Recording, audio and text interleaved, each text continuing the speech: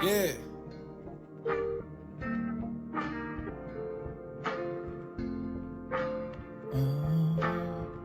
Yeah, connect though. We at the round table now. Excuse me, I'm at the square table. All four corners. Fed. Listen up, yeah, listen up. The righteousness will never fall. Always pick me up. I'm the light, the end of lies. Never switch it up. Passion all in my voice. Had to lift it up. This is what it sound like when the trumpet blow. Yaiqab Yasharahla. Basically, all praise the Most High God in the name of His only Son, Yahushai, or who y'all call Jesus Christ. I'm getting on there because I want to do a lesson on, maybe to uplift some people. A lesson that's not so harsh and not so rebuking, but a lesson of encouragement, a lesson of compassion. A lesson that, might motivate others or someone to, not think so much on the things that they're dealing with and some of the negativity and some of the darkness and just the dark spirit that seems to be over everybody, right now with certain stuff that's going on. So I got a lesson that I'm going to bring out that's called Every Loss Isn't Lost and Every Fall Doesn't Mean You're Down. So I'm going to bring this lesson out. It's a real quick lesson. Just go over some quick scriptures, to encourage the people, to edify the family, the mishpachah. And, I'm going to go ahead and bring the lesson out, and I hope it's edifying, So we're going to go ahead and get started. And the first lesson, the first scripture, Salakia, the first scripture I'm going to bring out is Matthew 10 and 39. Matthew 10, let me leave this up here. Matthew 10 and 39. Matthew 10 and 39. Matthew 10 and 39, and it reads, He that findeth his life shall lose it, and he that loseth his life for my sake shall find it. Now this is Yahushua speaking. He's saying, he that findeth his life shall lose it, and he that loseth his life for my sake shall find it. So what is he saying?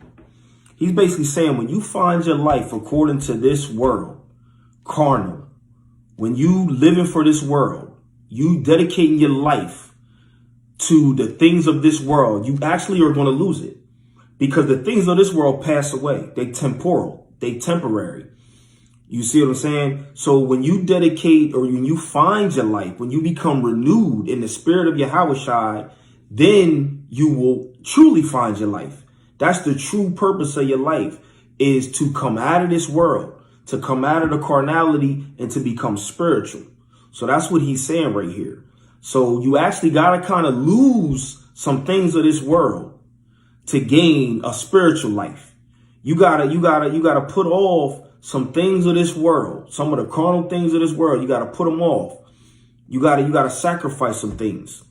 You got to deny your flesh and become more spiritual. That's when you truly gain in life, because this stuff is carnal. This stuff is temporal. This stuff is temporary. So you have to lose some things physical. You have to lose some physical things. So that's what he's saying right there. You know what I mean? You got to kind of lose some stuff. So it's a loss, but then it's a gain also, right? So the next scripture we're going to go to is Philippians 3 and 8. Philippians 3 and 8. Philippians 3 and 8.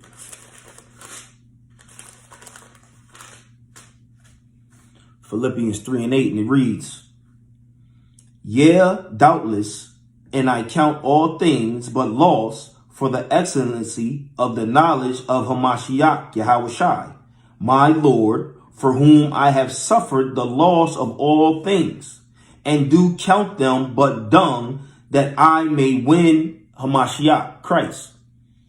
So right here, this is Paul speaking, and he's saying he count all things lost for the excellency, for the knowledge of Hamashiach, for Christ. Because it also speaks in the scripture that you will be hated for righteousness. You will be hated for his name's sake. A lot of people hate the name Jesus, Yahweh, a Messiah, a Christ. They hate that.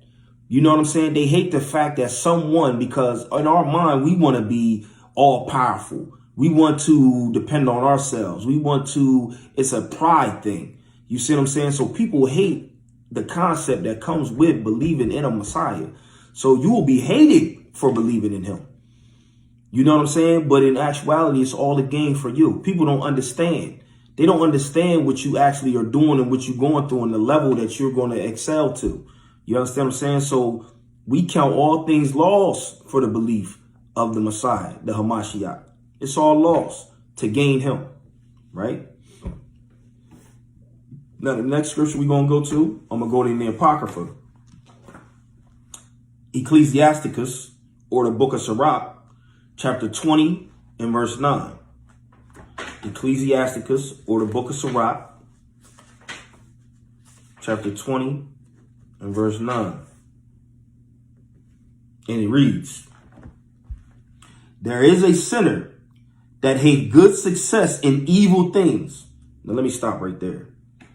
It says there is a sinner that hath good success in evil things. You ever ask yourself, man, how do evil, wicked people be prospering? How they be having so much going on? They got money. They got cars. They seem happy, right? They seem like they got everything going on. Well, guess what? They got their heaven right here. You see what I'm saying? They got their reward right here. This life is temporary. This flesh right here is temporary. Like I said prior, this is not something that we should be holding on to. Yes, we should have a good life while we living here. But to worship this life and the things of this world is not how we should be living. So you ever wonder, like back when I was saying, you ever wonder, you got people who be prospering, who be straight wicked. You know they wicked. And they seem like they got everything, you know what I'm saying, the world has to offer.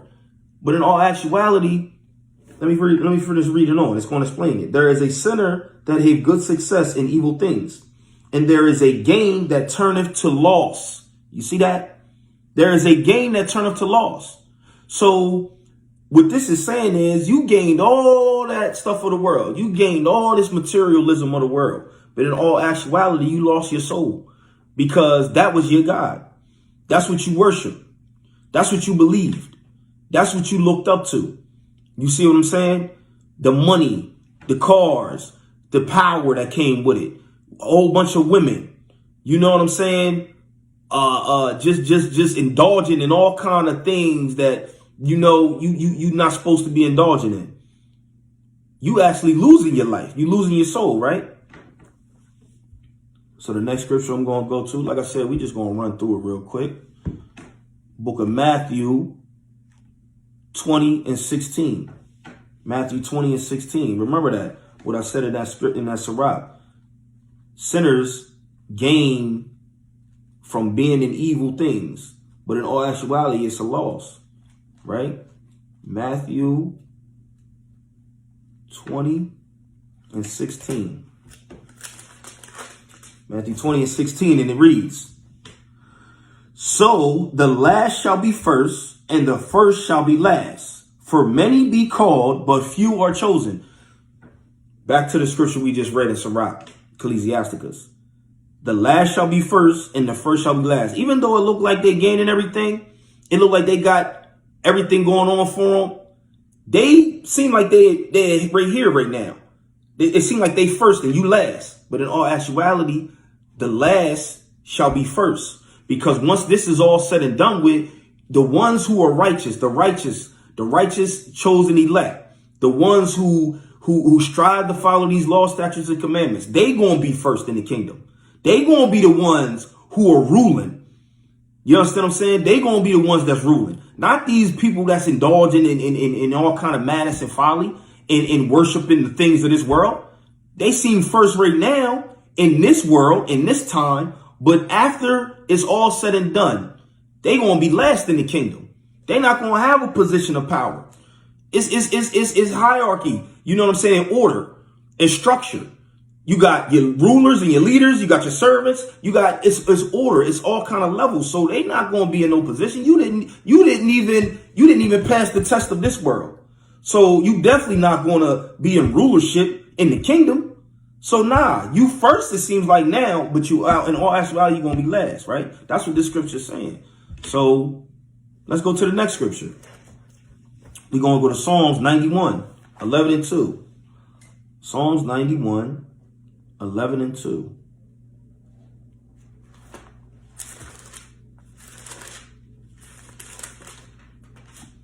Psalm 91, 11 and 2.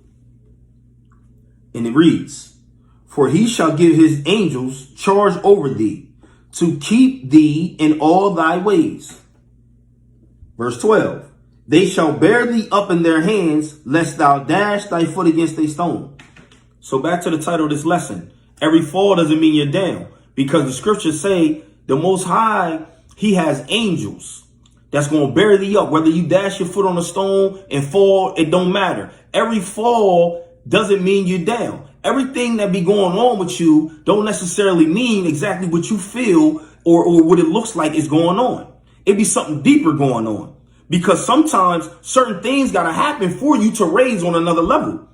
So when we crying and complaining about things that we going through, yo, you got to go through that to get to the next level.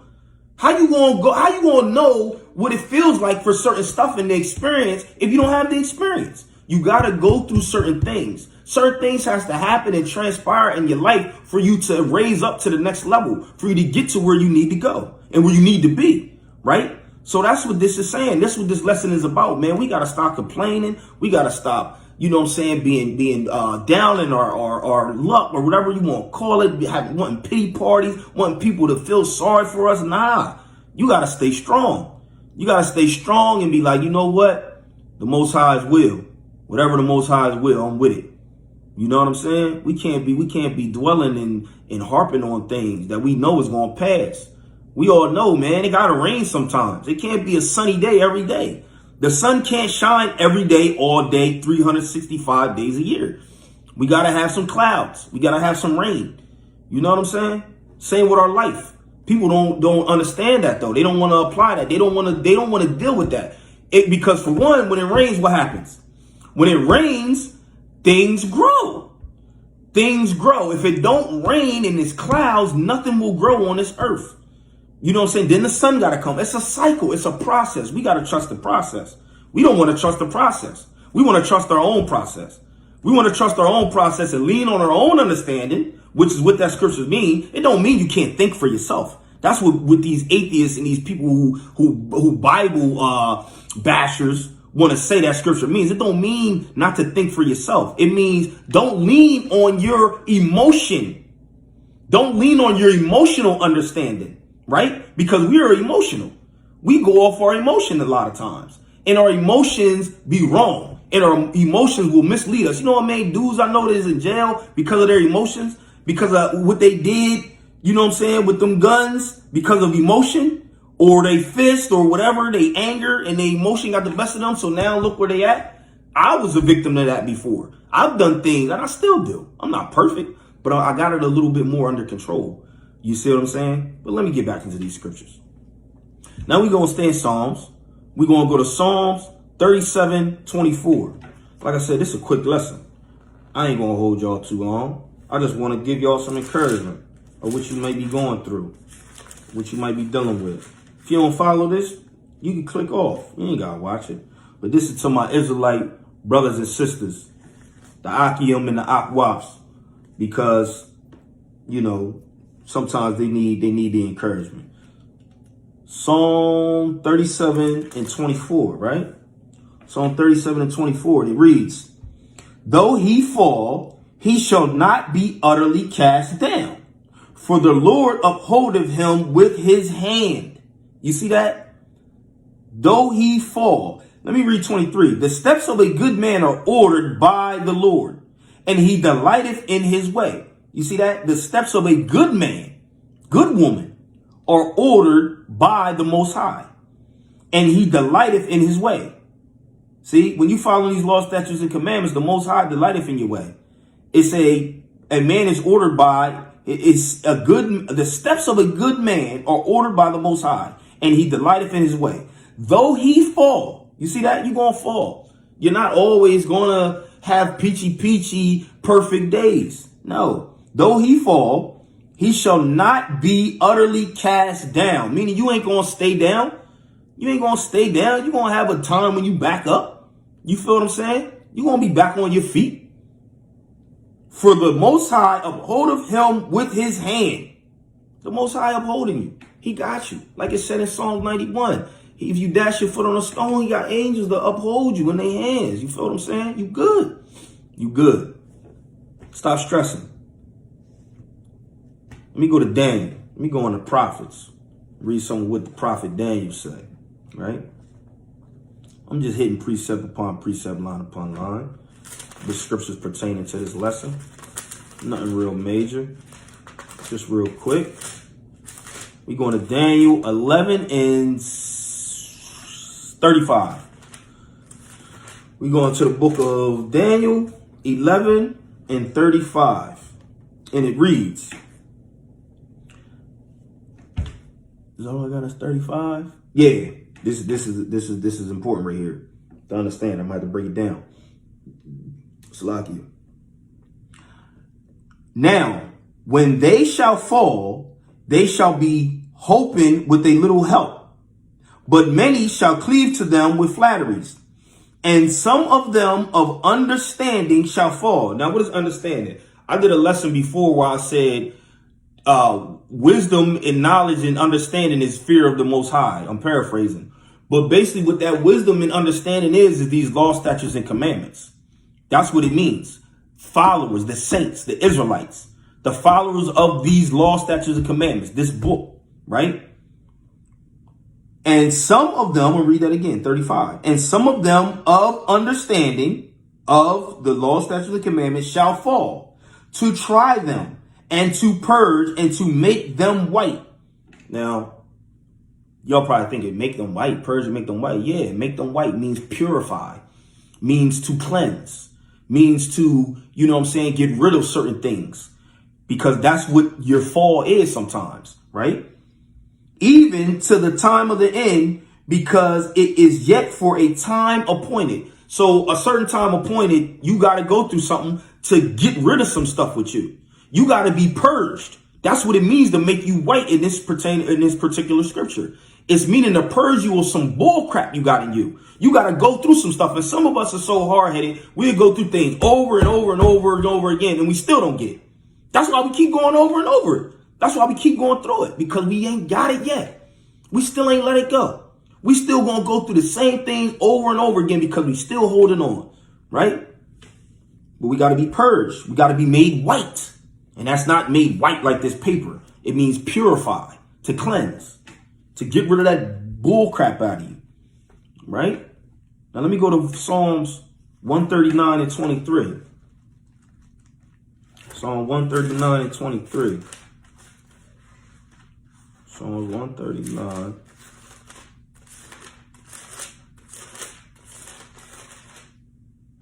and 23. Remember, we got to be purged from the bullcrap that's in us. Now listen to what King David saying. This is the King David. Psalms 139:23. Search me, O Most High, and know my heart. Try me and know my thoughts, and see if there be any wicked way in me, and lead me in the way everlasting. So this is David. He's saying, search my heart. Test me, try me. He's saying, try me, like we just read in Daniel. Purge me. Try me, put me through some things so that I can get rid of some bull crap in me. You feel what I'm saying? That's what David's saying. He's making a prayer for the Most High to do that. He's saying, bring it on, because I don't want it in me. He's saying, get rid of it. You test me. I want you to do this. I want you to get rid of the stuff in me. So try me. That's what David is saying right here. Search me, O God, and know my heart. Know what's going on in my heart and in my mind. Try me and know my thoughts, and see if there be any wicked way in me, and lead me in the way everlasting. Right? Try me. See if there's any wicked in me. And if it is, get rid of it. Help me to get rid of it. Help me to get rid of it. Because he going to give you the wisdom, knowledge, and understanding to get rid of it. He ain't going to do it himself. You got to put some work in, right? So now we're going to go to Proverbs 17:3. Proverbs 17:3. That's our next scripture. Proverbs 17:3. I'm going the wrong way. Proverbs 17:3. Proverbs 17:3, and it reads, the finding pot is for silver, and the furnace for gold, but the Lord trieth the hearts. Now, what was we just saying about purging and being tried, right? The finding pot is for silver, right? So the finding pot is for silver. If anybody know about metals and blacks and all of that type of stuff, certain metals and elements got to be burned. They got to go through a certain process, right? So it says the finding pot is for silver and the furnace for gold, but the Lord trieth the hearts. The Lord trieth the hearts. Let me get a precept with that, right? Let me get a precept with that in the Apocrypha, the book of Sirach or Ecclesiasticus, and it's going to help me break that down about the Lord trieth the hearts. We're going to Ecclesiasticus or Sirach 2:5, right? And it reads, for gold is tried. There with that word tried. For gold is tried in the fire, and acceptable men in the furnace of adversity. So just like gold is tried in the fire to cleanse all the bull crap on it, you got to go through the fire to get rid of it. We are too. Acceptable men, meaning men and women who follow these law, statutes, and commandments. You feel what I'm saying? They going to be tried with adversity. You going to have some stuff coming up against you. That's what an adversary means. A foe, a component, an enemy, an opponent, someone who coming up against you, right? You got to go through certain things. You see what I'm saying? It says we going to be tried in the furnace of adversity. That's our trial, the furnace of adversity, right? Let me hit another precept with that to pound it on home, to bring it on home. Romans 8:31. Let's go to Romans 8:31.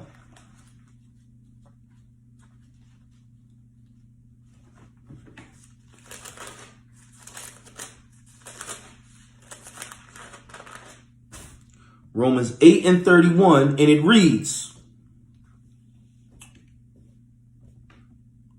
man, tried in the furnace of adversity.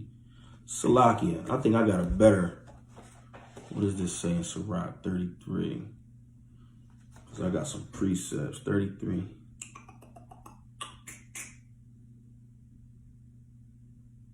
No, not that. All right, let me read Romans. I'm going to read Romans 8:31. What shall we then say to these things? If God be for us, who could be against us? So when all the adversaries and the things come against us, if God be for us, who could be against us? Because in the end, it's the Most High working out his will for our best. You see what I'm saying? We don't see it right away. We don't always understand what's going on, just like a child. When you chastise a child, he don't understand some things that's going on all the time. But in the end, when he grew up, when we got older, we like, yo, man, I see why I got them butt whippings. I see why my mom used to beat me. My dad used to beat me. You know what I'm saying? Or they would yell at me when I do something. Because it let me know, like, yo, that's why.